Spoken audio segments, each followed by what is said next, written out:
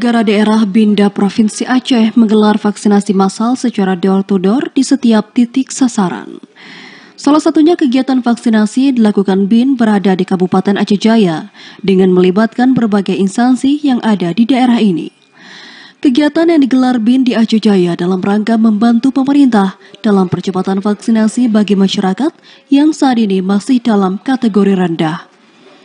Seperti yang dilakukan di Kecamatan Darul Hikmah, Kabupaten Aceh Jaya, di mana petugas BIN dan Muspika setempat menggelar vaksinasi di dua tempat, yakni di Desa Lam Tengoh dan Desa Babah II.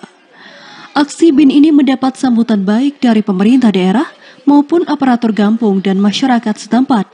Hal ini diungkapkan salah satu warga Babah II, Umar Khais, di mana sejak vaksinasi digelar, dirinya beserta keluarga sudah 2 kali mengikuti vaksinasi dengan harapan bisa terhindar dari virus COVID-19.